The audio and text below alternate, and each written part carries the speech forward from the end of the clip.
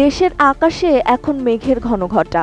একদিকে যেমন ঈদের আনন্দ উদযাপনের ব্যাপক প্রস্তুতি, তেমনি অন্যদিকে প্রকৃতির রুদ্ররূপ। চাঁদ দেখার উপর নির্ভর করে আগামী শুক্রবার অথবা শনিবার দেশে উদযাপিত হবে পবিত্র ঈদ উল ফিতর। তবে আগামী দুদিন ঢাকাসহ দেশের প্রায় সব বিভাগেই ঝোড়ো হাওয়া ও বজ্রসহ বৃষ্টির প্রবল সম্ভাবনা রয়েছে। কোথাও কোথাও হতে পারে শিলাবৃষ্টিও। উৎসবের এই দিনগুলোতে বিশেষ সতর্কতা অবলম্বনের পরামর্শ দিয়েছে বিশেষজ্ঞরা। আবহাওয়া অফিসের পূর্বাভাস বলছে, আগামী ২০ মার্চ দেশজুড়ে বিচ্ছিন্নভাবে হালকা থেকে মাঝারি ধরনের বৃষ্টি হতে পারে। এদিন দেশের বিভিন্ন স্থানে শিলাবৃষ্টিও হতে পারে বলে জানানো হয়েছে। পূর্বাভাস অনুযায়ী দিনের তাপমাত্রা সামান্য কমবে, রাতের তাপমাত্রা মূলত অপরিবর্তিত থাকবে।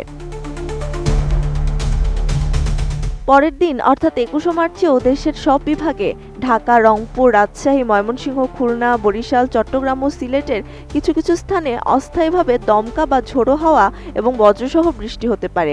শিলাবৃষ্টির সম্ভাবনা এদিনেও রয়েছে।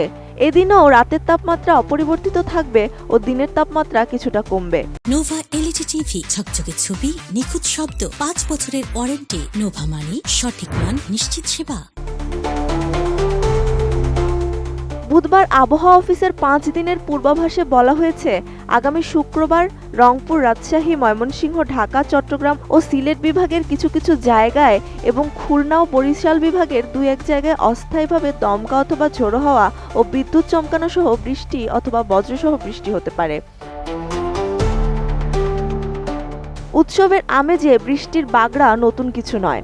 আবহাওয়া বিশেষজ্ঞরা বলছেন, ঈদ উদযাপনের দিনগুলোতে হঠাৎ ঝড়ো বা বজ্রপাতের জন্য প্রয়োজনীয় সতর্কতা অবলম্বন করা খুবই জরুরি। বৃষ্টিপাতের কারণে বিদ্যুৎ এবং যাতায়াতের ক্ষেত্রে কিছু সমস্যা তৈরি হতে পারে, তাই পরিকল্পনা করার সময় এই বিষয়গুলো মাথায় রাখা প্রয়োজন। আগামী ১৯ ও ২০ তারিখ এই ২ দিন বিশেষ করে রংপুর, ময়মনসিংহ, চট্টগ্রাম এবং সিলেট বিভাগের কিছু কিছু জায়গায় এবং রাজশাহী, ঢাকা, খুলনা ও বরিশাল বিভাগের ২-১ জায়গায় অস্থায়ীভাবে দমকা অথবা ঝড়ো হাওয়া সহ বৃষ্টি অথবা বজ্র সহ বৃষ্টি হতে পারে।